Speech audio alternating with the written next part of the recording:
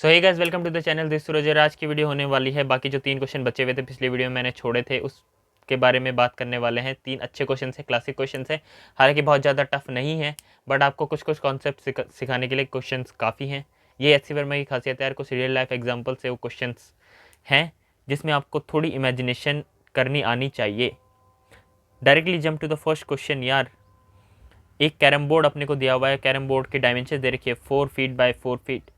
इसके अंदर queen centre पे रखी हुई है और स्ट्राइकर से क्वीन को हिट किया गया है और फ्रंट एज से टकरा के वो उसके बाद रिबाउंड करती है और उसके बाद जो पॉट है स्ट्राइकर लाइन से पीछे उसमें जाती है। तो 3 डिस्प्लेसमेंट निकालने, पहले तो सेंटर से फ्रंट एज पे, दूसरा फ्रंट एज से होल तक और तीसरा सेंटर से होल तक। तो थोड़ी सी आपको इमेजिनेशन अंदर आनी चाहिए। पहले मैं आपको कैरम बोर्ड दिखाता हूँ। तो लेट से इस टाइप का आपका कैरम बोर्ड है। इस कैरम बोर्ड के अंदर आपने स्ट्राइकर से क्वीन को मारा और क्वीन लेट से यहाँ पे हिट हुई है किसी इस पॉइंट पे, और हिट होने के बाद यार वो सीधे जाती है इस पॉट के अंदर। तो अगर आपको डायमेंशंस आती हैं तो आप देख पा रहे होंगे यार, पहली बात कॉमन सेंस से या ट्रायंगल रूल से, जैसा भी आपको अच्छा लगे, आप इस बात को समझ पा रहे हैं कि ये पूरी डिस्टेंस अगर 4 है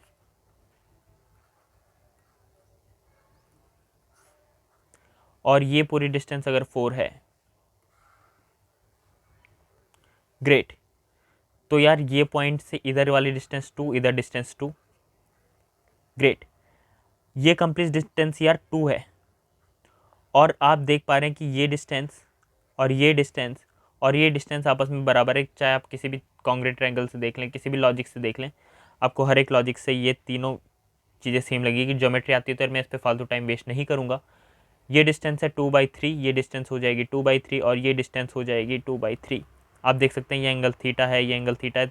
जो भी आप जिस भी तरीके से आप देखना चाहें, बट आप इस कंक्लूजन में पहुंच जाएंगे कि ये तीनों डिस्टेंस आपस में बराबर हैं।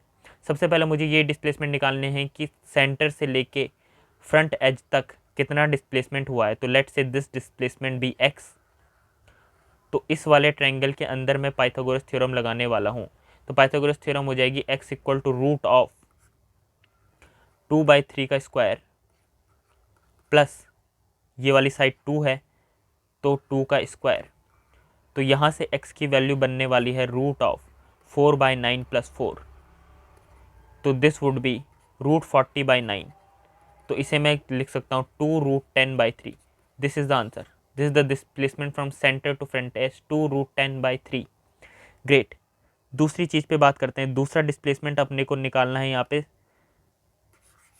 फ्रंट एज से जो पॉट तक का डिस्प्लेसमेंट है वो निकालने का है। अब मुझे फ्रंट एज से पॉट तक का डिस्प्लेसमेंट निकालना है तो मुझे ये डिस्टेंस निकालनी है। Let's say this distance be Y. ये डिस्टेंस अगेन अगर मैं बात करूँ तो ये 2/3 और ये 2/3 मिला के ये हो जाएगी 4/3। पाइथागोरस थ्योरम लगाते हैं यार फिर से। तो y की वैल्यू हो जाएगी रूट ऑफ 4/3 का whole square plus complete distance 4 का होल स्क्वायर। तो this would be root of 16/9 plus 16। तो ये हो जाएगा रूट 160/9। तो लगभग लगभग इसकी वैल्यू आ जाएगी 2√10/3। This is the answer. This is the displacement from front edge to the pot. अब एक और डिस्टेंस अपने को निकालनी है, दैट इज सेंटर से इस पॉट तक की डिस्टेंस, यानी कि डिस्प्लेसमेंट, एक्चुअल में डिस्प्लेसमेंट। तो ये डिस्प्लेसमेंट अगर मुझे निकालना है तो ये होगा displacement. Let's say this be Z. Again मैं पाइथागोरस थ्योरम लगा रहा हूँ तो जेड इक्वल टू हो जाएगा रूट ऑफ 2 का स्क्वायर, ये कंप्लीट डिस्टेंस 2 प्लस 2 का स्क्वायर, ये कंप्लीट डिस्टेंस 2। तो 2 का स्क्वायर प्लस 2 का square that would be √8 and that would be 2√2। तो ये फीट, ये आप उस पर ध्यान रखें। ऑप्शन में हो सकता है आपको मिल जाए कि आपको फीट 2√10 मीटर दे रखा हो, 2√2 मीटर दे रखा हो। तो एक बार यार इस पे ज़रूर ध्यान दें कि आपको यूनिट क्या दे रखी है। तो 2√2 फीट यहाँ से आपको यूनिट मिल जाएगी। बहुत ईजी क्वेश्चन में से कहूँगा, बट अगेन यार इमेजिनेशन का क्वेश्चन था। इमेजिनेशन क्वेश्चन थोड़े से आपके लिए हो सकता है कि स्टार्टिंग में जब आप अभी नई नई फिजिक्स स्टार्ट करिए तो इमेजिनेशन आपके लिए थोड़ा सा टफ पड़ सकता है, बट ईजी क्वेश्चन में से ये ठीक क्वेश्चन था। और एच सी वर्मा के क्लासिक क्वेश्चंस में से आता है। एच सी वर्मा की ये खासियत है, आपको रियल लाइफ एग्जाम्पल से इमेजिनेशन करना सिखाता है। अगले क्वेश्चन की यहाँ पे बात कर रहे होंगे तो इस क्वेश्चन के अंदर अपने को दे रखा है मॉस्क्यूटो नेट, जिसमें यार एक बेड पे वो मॉस्क्यूटो नेट लगा हुआ है। उस बेड की 7 फीट लेंथ है, 4 फीट विड्थ है और 3 फीट हाइट है। नेट में मैं आपको क्वेश्चन बता देता हूँ कि जो आपका मच्छर है वो बेड के एक कोने के होल से घुस के दूसरे कोने पे डायगनली बैठ जाता है। क्वेश्चन ये कह रहा है इनडायरेक्टली, और कह रहा है कि find the magnitude of displacement, कितना डिस्प्लेसमेंट तय करा गया है। तो मैं थोड़ा है बहुत क्वेश्चन ईजी मतलब बिल्कुल ईजी है, बट इसमें थोड़ा सा आपको इमेजिनेशन चाहिए, तो मैं आपको पहले एक फील करा देता हूँ। ग्रेट।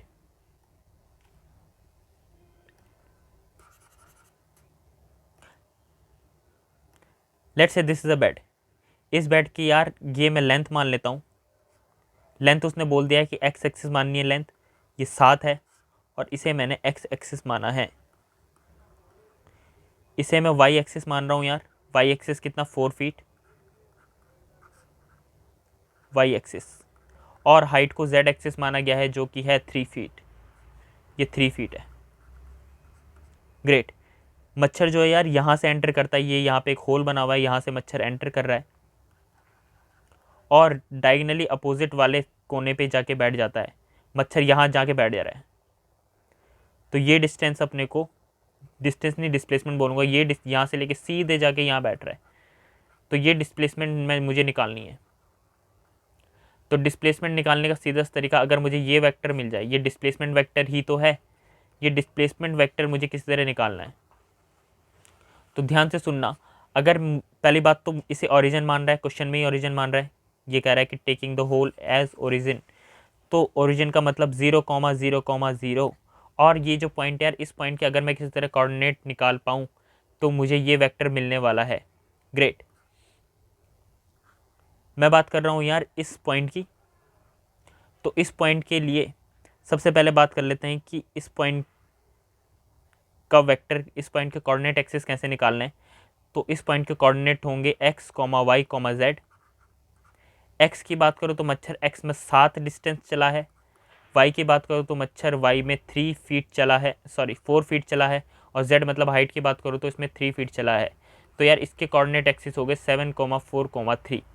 तो अगर मैं डिस्प्लेसमेंट वेक्टर की बात करूँ तो डिस्प्लेसमेंट वेक्टर हो जाएगा 7 - 0 i cap plus 4 - 0 j cap plus 3 - 0 k cap. क्योंकि अगर 2 पॉइंट के कोऑर्डिनेट एक्सिस अपने को दिए हुए हैं तो जो वेक्टर होता है वो होता है x2 - x1 i cap plus y2 - y1 j cap plus z2 - z1 k cap. तो यहाँ से मुझे डिस्प्लेसमेंट वेक्टर मिल गया है, that is 7 i cap. Displacement vector में बता देता हूँ यहाँ पे आपको, 7 i cap plus 4 j cap plus 3 k cap. ये अपना डिस्प्लेसमेंट वेक्टर है। तो अगर मुझे इस डिस्प्लेसमेंट वेक्टर का मैग्नीट्यूड निकालना है तो मैग्नीट्यूड हो जाएगा √7² plus 4² plus 3²। That would be around 49 plus 16 plus 9। तो ये आई थिंक मेरे हिसाब से हो रहा है 25, 74, √74 इसका आंसर है। ये आ जाएगा डिस्प्लेसमेंट वेक्टर का मैग्नीट्यूड। तो बहुत इजी क्वेश्चन था, थोड़ी सी इमेजिनेशन थी। अगर आपको इमेजिनेशन आती है तो आप इजीली कोऑर्डिनेट निकाल पाएंगे, और कोऑर्डिनेट निकालने के बाद ये क्वेश्चन बहुत ही ज़्यादा इजी हो रहा है। अगले क्वेश्चन की बात करते हैं। The force on a charge particle due to electric field is given by this. अपने को चार्ज पार्टिकल के द्वारा फोर्स दे रखा है। तो सबसे पहले मैं बात कर लेता हूँ कि this is x axis, let's say this is y axis और this is z axis. Question में बोल रहा है कि एक्स एक्सिस की तरफ आपका इलेक्ट्रिक फील्ड है और वाई एक्सिस की तरफ आपका मैग्नेटिक फील्ड है। मान लो यहाँ पे यार आपका चार्ज पार्टिकल रखा हुआ है, तो इलेक्ट्रोस्टैटिक्स अगर आपने पढ़ा हुआ है, ऑल्दो नहीं पढ़ा होगा तो ये थोड़ा टफ लग सकता है आपको क्वेश्चन, क्योंकि इलेक्ट्रोस्टैटिक्स से रिलेटेड क्वेश्चन है। ई वेक्टर अगर इस डायरेक्शन में और चार्ज पार्टिकल है तो उस पर फोर्स क्यू ई लगता है, जो कि in the direction of E electric field लगता है। तो इलेक्ट्रिक फील्ड की डायरेक्शन एक्स एक्सिस, तो इसमें फोर्स भी इस डायरेक्शन में लग रहा होगा। ग्रेट। अगर मैं बात करूँ, उसने कहा है कि यार what is the minimum speed की इस पे जो पार्टिकल पे नेट फोर्स हो रहा है वो जीरो हो जाए।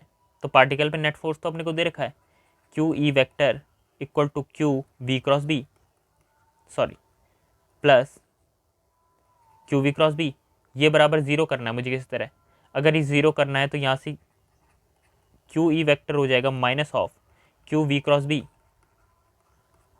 क्यू से क्यू कैंसिल, तो ई वेक्टर हो जाएगा minus of V cross B. तो पार्टिकल पे जो नेट फोर्स जीरो हो रहा है वो किस कंडीशन में होगा, जब वी क्रॉस बी की डायरेक्शन ई वेक्टर की डायरेक्शन के अपोजिट होगी, ये इस इक्वेशन से पता चल रहा है। तो वेलोसिटी ऐसी डायरेक्शन में रखनी है कि वी क्रॉस बी इस डायरेक्शन में आए। बात समझ पा रहे हो? तो ध्यान से सोचना, अगर मुझे वी क्रॉस बी इस डायरेक्शन में चाहिए तो वेलोसिटी परपेंडिकुलर चाहिए। परपेंडिकुलर का मतलब या तो वाई एक्सिस या जेड एक्सिस। वाई एक्सिस में अगर मैं वेलोसिटी रखूंगा तो वी क्रॉस बी तो जीरो होने वाला है, क्योंकि इसी डायरेक्शन में बी वेक्टर, इसी डायरेक्शन में बी वेक्टर, तो वी क्रॉस बी तो जीरो होने वाला है। तो एक ही डायरेक्शन बची, वो जेड एक्सिस।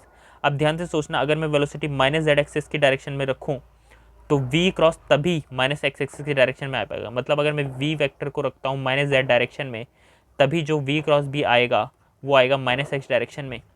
तो डायरेक्शन का मुझे खेल पता चल गया कि वी वेक्टर को मुझे माइनस जेड डायरेक्शन में रखना होगा। बट वी वेक्टर रखूँ कितना, मैग्नीट्यूड कितना रखूँ? तो मैग्नीट्यूड रखने के लिए मुझे ये चाहिए कि इस पर जब जैसे ही मैं वेलोसिटी रखता हूँ माइनस जेड डायरेक्शन में वी, तो इस पर फोर्स लगता है बी क्यू वी। किस डायरेक्शन में? माइनस एक्स डायरेक्शन में, जो कि बराबर होने वाला है क्यू ई के। क्यू ई के बराबर क्यों? क्योंकि उसने पहले क्वेश्चन में बोला है कि नेट फोर्स जीरो है।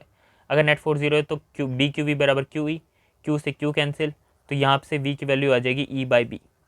This is the minimum velocity कि मैं इससे इस पार्टिकल को थ्रो करूँ कि पार्टिकल पे जो नेट फोर्स लग रहा है वो ज़ीरो है, और वो जो वेलोसिटी की डायरेक्शन होगी वो होगी माइनस जेड डायरेक्शन।